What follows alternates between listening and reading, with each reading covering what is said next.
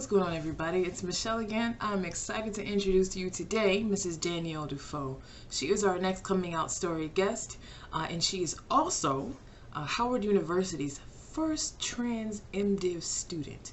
So that is history in the making, y'all. Let's see what Miss Danielle has to say about her experiences. I hope you enjoy. I have a very special guest here with me today, Mrs. Danielle Dufoe. Y'all, I love her last name. It just gives me life. So without further ado, Miss Danielle, tell us a little bit about yourself and your background. Well, thank you. I love my last name too. And you know what, you say it so superbly. I think I might contract you when it's time to say Dr. Dufoe. So yes, ambition of mine. Okay, you got it. I'm just a girl who hails from Camden, New Jersey, which is a really rough inner city neighborhood here in New Jersey, but I presently live in Cape May. God has called me to work in social justice. And presently I'm at Howard in the Divinity program and just enjoy myself. But I'm a woman of transgender experience, trans experience, I suppose is how you say that. Okay. And that's important to know. For our Yes, it is. For our Absolutely. Yes. So, yeah, that's about it. That's okay. Really... So, what was it like realizing that you were different? That there was something different about you. What was it like? Tell us more about that experience, and how did you process it? I think I've always known. I mean, my earliest recollection is of me being different. You know, just being different. And the folks on the playground would say, "You're gay," you know. And as a little boy, they would call somebody gay, or ask, "Are you gay?" Or you get teased because you are perceived to be gay. Back then, in the early '80s, the '90s, we knew a little bit about sexuality, difference between sexuality and gender identity. Right. So I've always known that I was different, acting out on it, meaning changing my life so that my gender is congruent with my identity. Yes. That happened around 22, 23. And so early 2000s for me. And yeah, that's when I knew for certain that, if I'm going to have this experience, then I might as well make it as authentic as possible. This human experience, because for me, yes. It's always been important to be wise with our time. Yes. It's very, I think when you experience death at a very early age, like I did with my mother, and again with my brother who died at 17. My mom died when I was 6. My brother died when he was 17. How you say that? Okay. And that's important to know for our yes, it is. For our absolutely. Yes. So, yeah, that's about it. That's okay. Really... So, what was it like realizing that you were different? That there was something different about you. What was it like? Tell us more about that experience, and how did you process it? I think I've always known. I mean, my earliest recollection is of me being different. Just being different. And the folks on the playground would say, "You're gay." And as a little boy, they would call somebody gay, or ask, "Are you gay?" Or you get teased because you are perceived to be gay. Back then, in the early '80s, the '90s, we knew a little bit about sexuality, difference between sexuality and gender identity. Right. So I've always known that I was different, acting out on it, meaning changing my life so that my gender is congruent with my identity. Yes. That happened around 22, 23.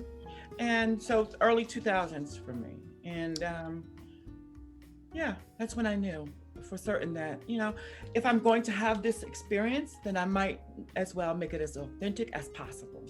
Exactly.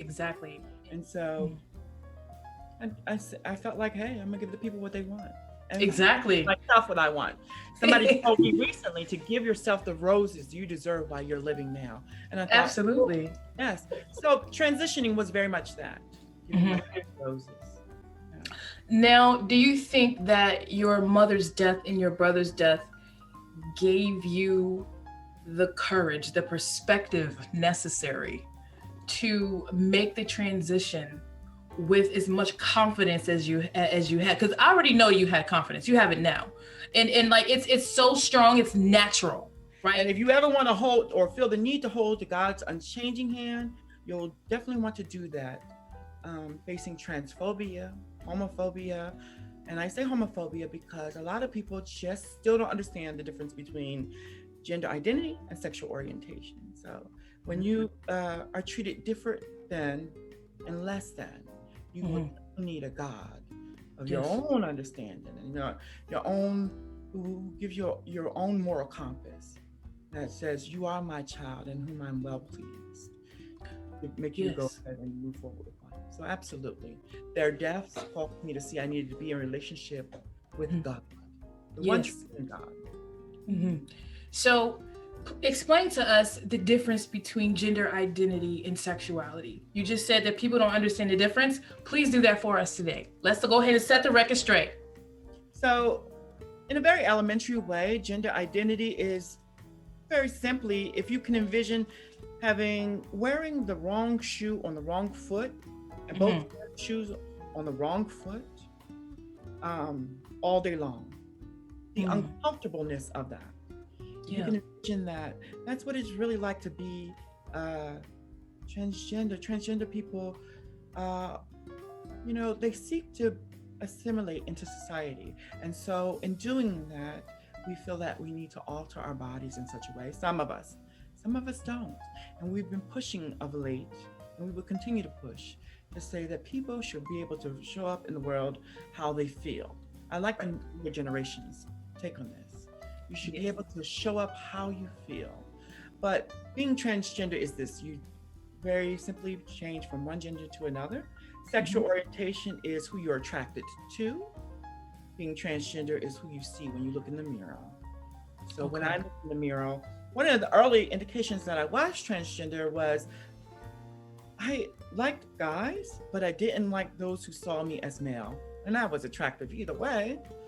Okay. But yeah, I remember being in gay clubs during my undergraduate experience and having very handsome gentlemen hit on me, and I'm like, And the notion of having an intimate relationship with a partner who saw me as male was really a trigger for me. It made me realize this is not who I am. I don't feel comfortable in this body. And while we try to shy away from really speaking about that in this context, about being attracted and how that might give you some indication of your gender identity, because that kind of muddies the waters for people. In this instance, it was the determining factor for me. It was everything else was true. I had felt like I was already wearing the wrong shoes on the wrong feet all my life. I felt but when I got to that point, I was like, no, I want to spend my time loving me. Right. Now, once you've made the decision to live authentically, how did it affect your original social circle? What would you tell people? This is the second question, and I can ask it again if you need to. And what would you tell people who are close to those who are transitioning? Well, my notion of transitioning is that we are like everybody else. We're all transitioning in some way, shape, or form. And that's not to belittle the process of physically transitioning. But everybody is transitioning. Yes, we are. It is really true. That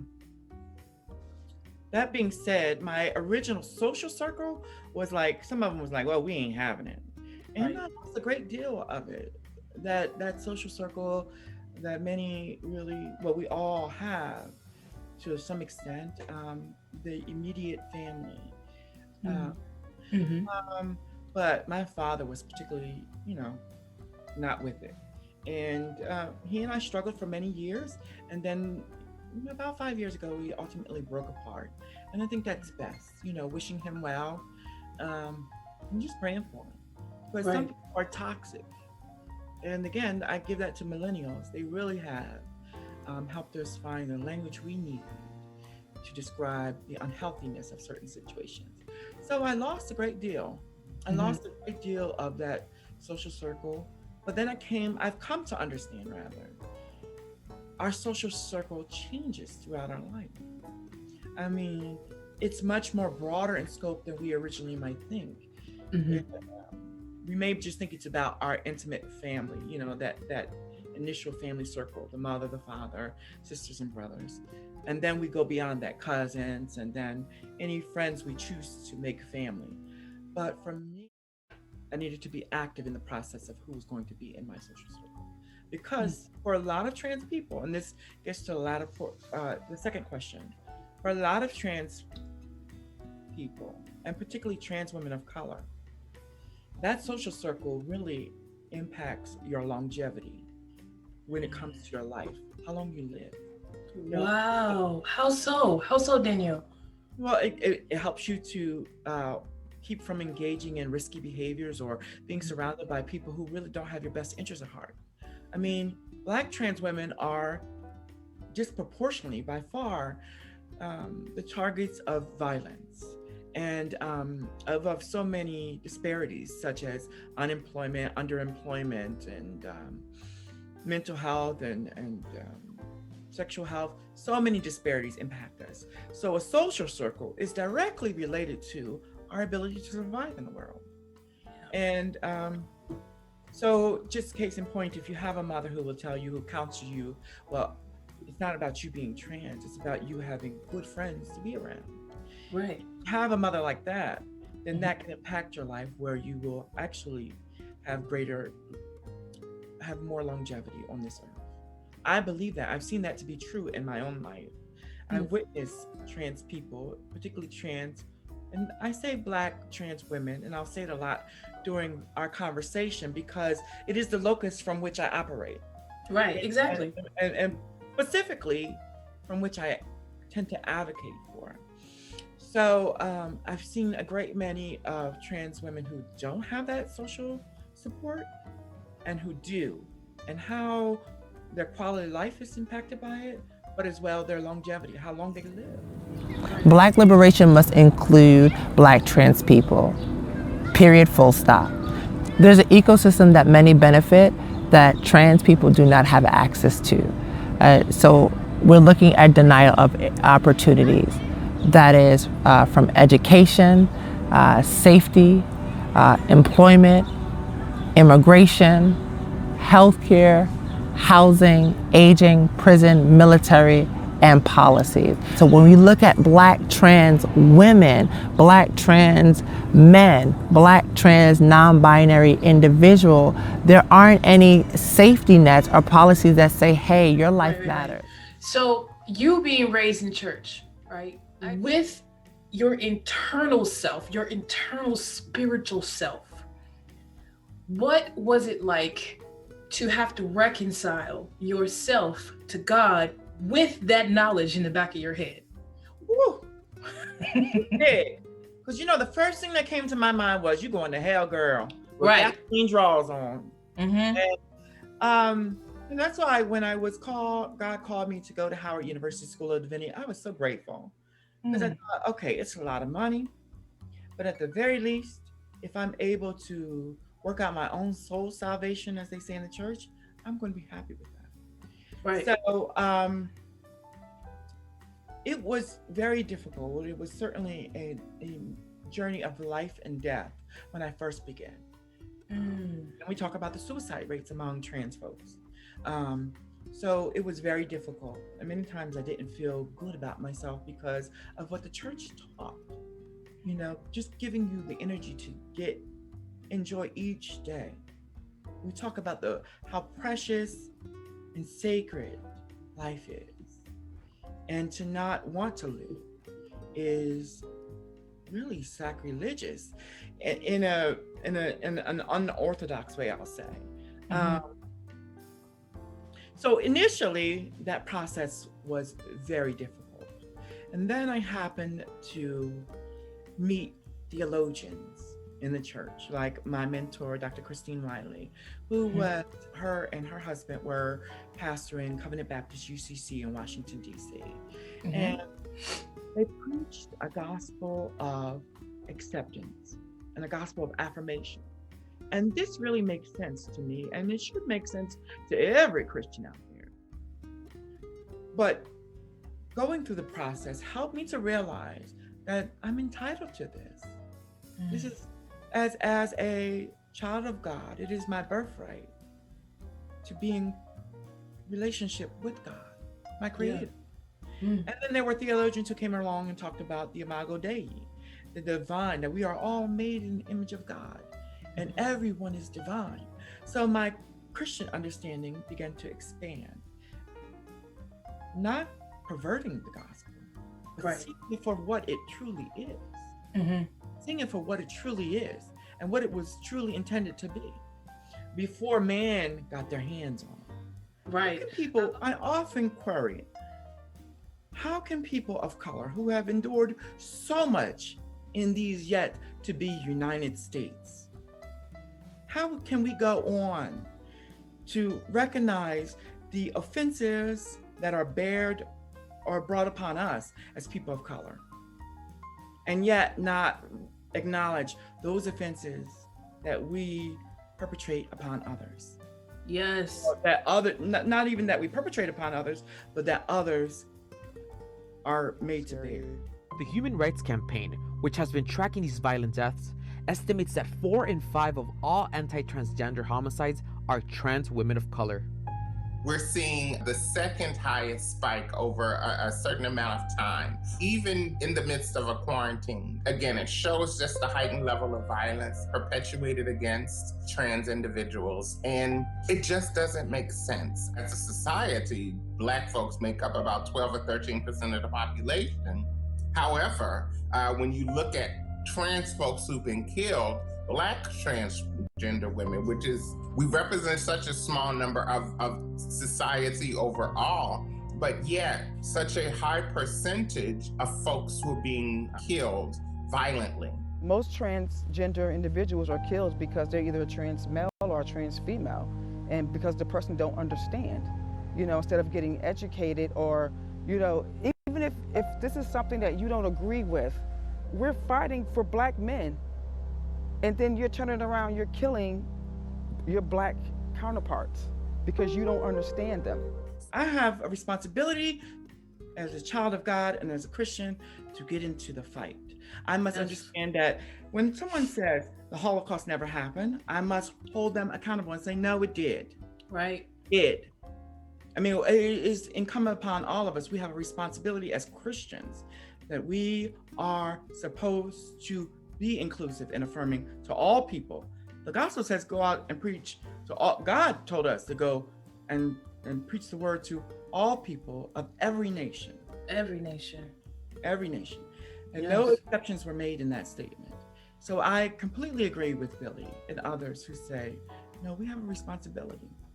Yes, and he also said, and I wrote this in my book actually, I referenced it because I thought it was so powerful. He said that our parents were not equipped to handle us. Our parents are the previous generations don't understand how to interpret who we are. And I'm okay with that. There was a lot of times where I would hang out with my dad, and I knew he was homophobic. Before he passed away, I would hang out with him, and I knew he didn't like my wife. My wife would come around sometimes as well, but we would just sit. And I had gotten to the point as a person emotionally where I really didn't care. You walk in a world and you don't feel like you belong, causes you so much mental angst. It does. And so I was very much on the fence when I had my first surgery. And I went back and forth. It was a boob job. It was, I'm on my third boob job now, but it was a boob job, and I paid probably like $7,000 for it. And I was very much on the fence. I was like, oh Lord, what if I die on the table? And then it came to me, guide me, oh great Jehovah. And I had a dream, and my mom was in the dream. And in the dream, she told me the conditions under which I was born. she said many things in the dream, but mostly what she said was, who you are is not a mistake. She talked about wanting a girl. She had already had my brother, who committed suicide at 17 for my father's namesake.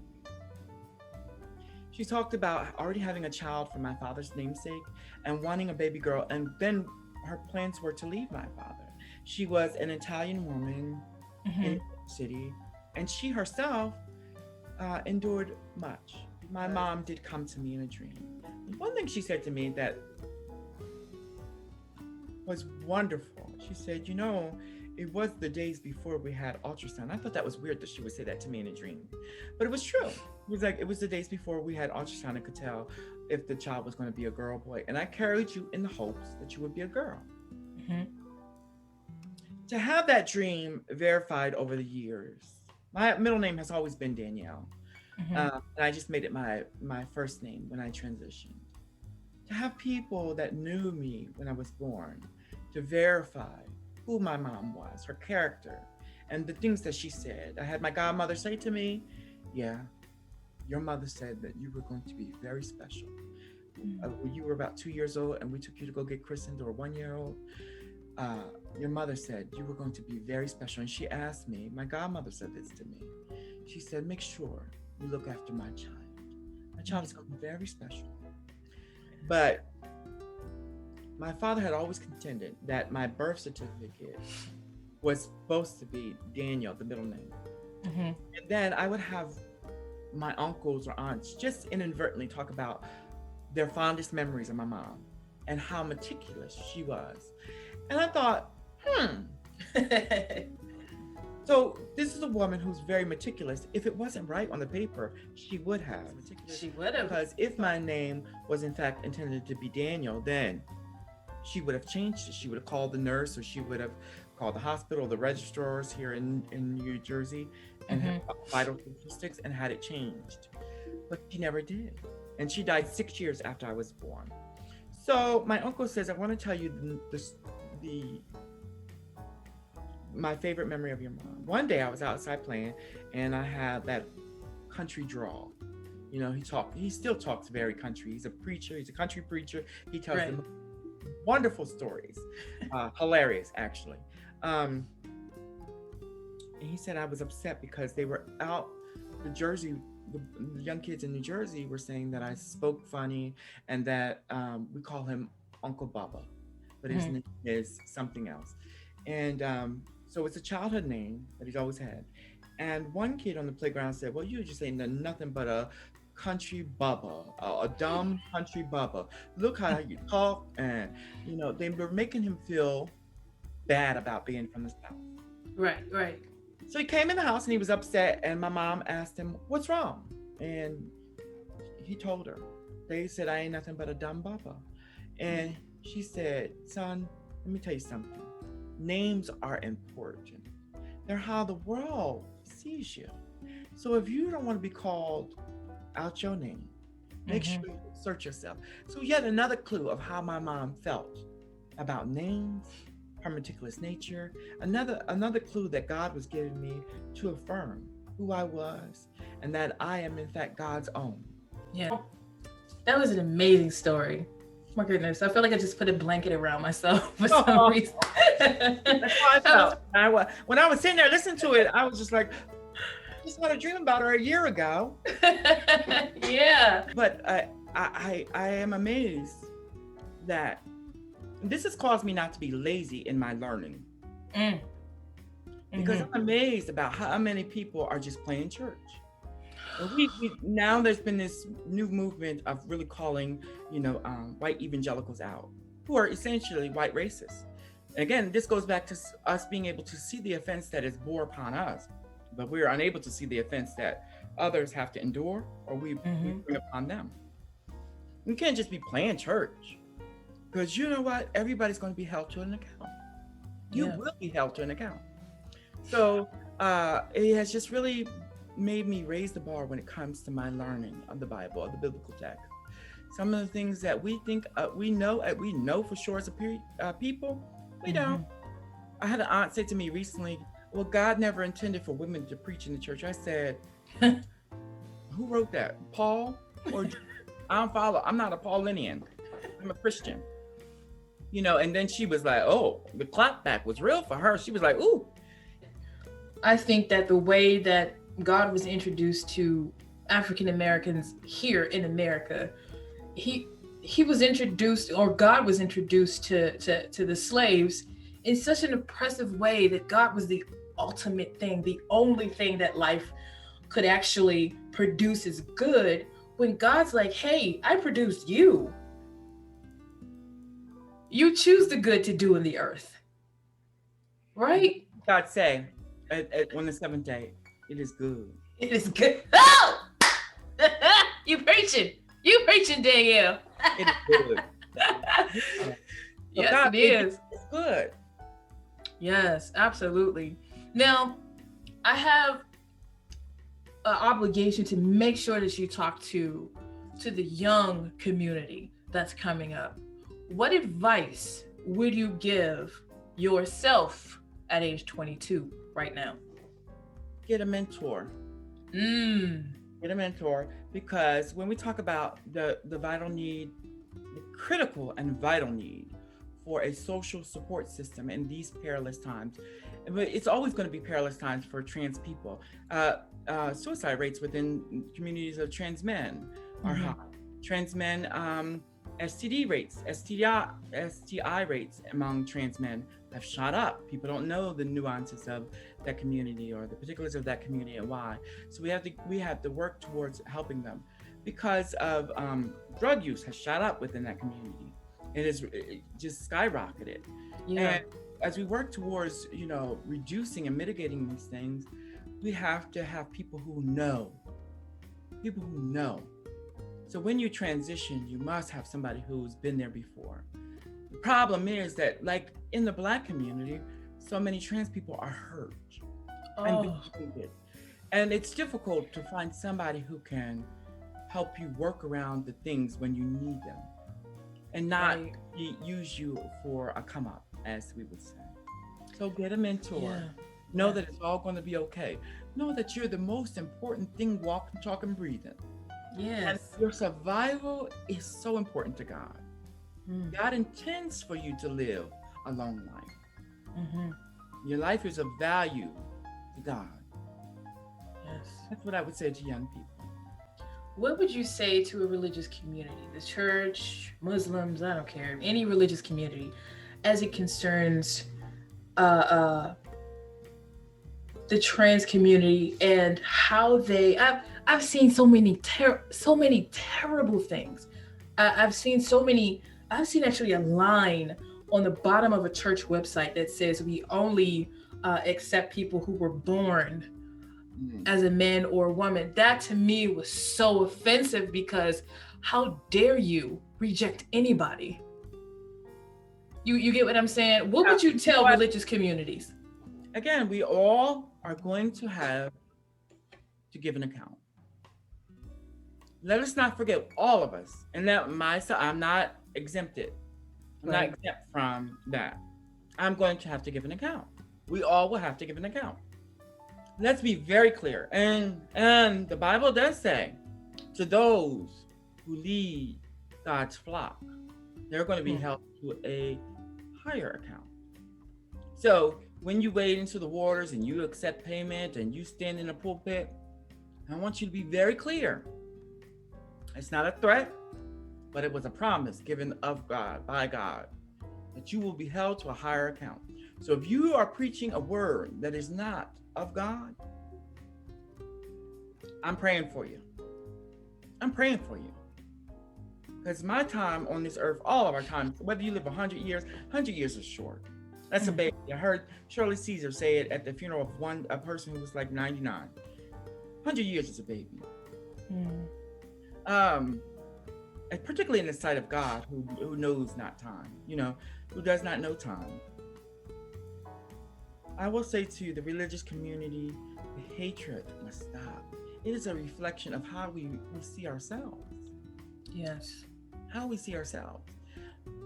Sadly, just last year, I was a part of a ministry where I was misgendered. The girl was going around the church telling people I was a he, she. And I was very much hurt by this because she saw it on my Facebook page. Is really open. I talk openly about being trans and so much about advocating for others. As you should, as we all should. I have nothing to hide. I'm not ashamed. Me either. Right. The preacher and the pastor there is a good friend of mine. He knows, you might not think it, but the community of preachers who are educated is really small. Mm-hmm. Everybody knows. I often think, how do these people who graduate from Morehouse know, everybody in their class? But if you say you went to Morehouse and you graduated from Morehouse in 2016, if somebody from Morehouse went to that school in 2016, they'll know if you went. Right. And to his credit, he had always been affirming. He had always been wonderful. And I still love him very much. And I understood the horrible position he was placed in. That's his job. We're in the middle of a pandemic. He's helping people. And yet you have one church member who's stirring up all this mess. And I was good to her. I was kind to her. And I see now for what it is. I'm sorry that I have to be the bigger person sometimes. I really am sorry that I have to be the bigger person sometimes.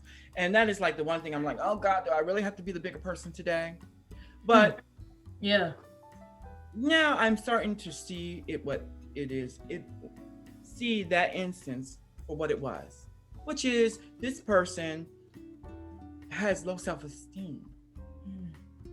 Why would you do that? I sold into the ministry physically, emotionally, financially, in every way, spiritually. Mm-hmm. I was doing what God had called me to do. But there was a very important lesson in that for me.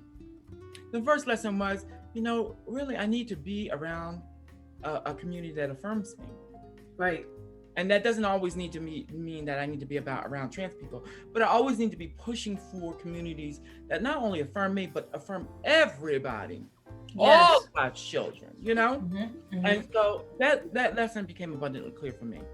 And the other lesson was, if Jesus endured so much in life, the song says, must Jesus bear this cross alone and all the world go free? No, there's a cross for everyone. And surely there's a cross for me. And we all have our crosses to bear. And that while that did sting to be misgendered and talked about and rebuked, I suppose, it's gonna be all right. So I want to say this to anybody who has a belief. I am so worried about how I am. I ain't got time to worry about nobody else. Let me listen. That is it. And even if I have something to come up, or something that's bothering me that I need to address with somebody, I still don't want to talk about it. I'm worried about, I'm moving closer to the graveyard. You know what I'm saying? We're all transitioning. I have this great sense of I think God blessed me with this wonderful sense of time. The Bible says, teach me, O Lord, to number my days. Number my days. Mm-hmm. So I ain't got time. And you know what? I don't know if this is bad or not, but when I think about the source of anxiety, for example, the lady that was at that church you were going to, I'll look at the person, and because I've had some situations recently that have happened that have caused me to sit back and be like, okay, what's going on? And God told me one time, he said, Michelle, why do you consider the source? Why even concern yourself with people who don't have courage?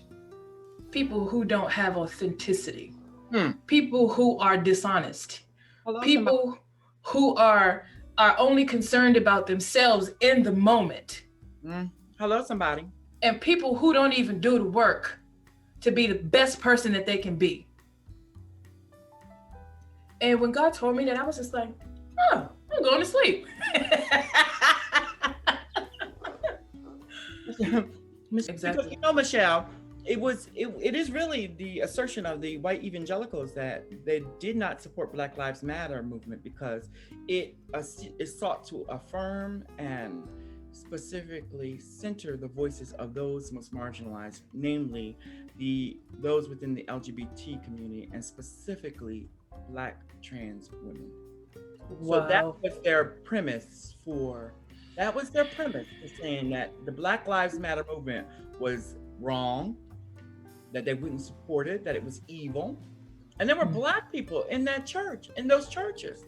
I remember seeing, and these people make so much money off of this message of hate. Yeah. And then I'll never understand, how is it that you can sit in a church and you're Black and you can stand and watch a white minister talk about how we should not support the Black Lives Matter movement because they center LGBTQIA voices? Doesn't make sense. You're basically listening to a gospel and subscribing to a ministry that does not affirm you. It tears you down as a Black person. Yeah. And then let's talk about how many of us queer folk just stayed in church, even though people were tearing us down, being toxic, using us and telling us to go get on that organ and play for 2 hours. And then when you get off, then we're going to talk about you and your wife behind your back and snicker at you around the corner in the fellowship hall. Listen, hello, somebody. Pass the plate. Keep preaching, Michelle. And I thank God because I've seen and witnessed how the faculty at Howard, the professors support one another and love one another. They really live out what they're called to do. And in particular, my dean. My dean is so wonderful. She has this thing where she doesn't aggressively denounce anything. She just kind of looks at you like, okay. And I admire that so much. And I do too. Recently, I'm getting like that. Oh, okay. It's amazing because when certain cultures target another culture with discrimination, what happens to the discriminated culture is they grow an emotional intelligence in a way that is so rapid because they have to respond. Yes, you have to respond. You have to yes, absolutely. So in 10, 20 years, we're going to be writing books and stuff with theories that they've never heard of because they don't understand that they're the step that's created for us to go up and to be elevated, right? So if you coming at me with foolishness, I'm gonna be just like you. I'm gonna take that from you today, sis. Okay, you're a step that's going to elevate me to my next level. My God, today, my God, on today. Yeah, really, and I think I often say to myself, what a wonderful thing they did was to let a transgender woman go to Divinity School at Howard University. Listen, I don't know if they know what they did. I don't think so either. Yeah, because you know what? To my knowledge, and I know a lot of Black trans women, I'll be the first to graduate. Oh my goodness. A seminary or a school of divinity. I'm coming. I need an invitation. May 22. Yes, I'm gonna have a bouquet pink. I think pink is your color. I can feel it. Pink and green, probably. Yeah. Hello. But yeah, I think that this is gonna be a good relationship. I can feel it. I can feel that we're not. This is not gonna be the last time we talk because we got a lot of work to do. We do. Yeah. Oh, absolutely. We definitely have a lot of work to do. And I like the notion of saying to people that, particularly where it comes to, you asked me a question about younger folks.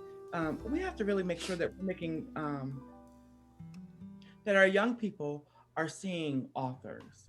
They're seeing doctors and lawyers, not just cis hetero doctors and lawyers, but transgender doctors and lawyers. Yes. Homosexual doctors and lawyers, lesbian, gay doctors and lawyers. Yes. And those who preach the gospel of peace and love, who are LGBTQIA. Thank you so much, Danielle, for coming on to the show. I'm so excited to start this journey. If you need me, I'm here. Whatever you need. It's like the start of a great conversation, right? Yes, it is. Absolutely. And God loves you, and so do I. Yay! Have a good one. Man, was that a great interview. I'm excited to share her experience with the world, and I hope it encourages you. If you'd like to share your coming out story, either on audio or on video, it's up to you. You can email me at mjohns@agirlaftergodsheart.com.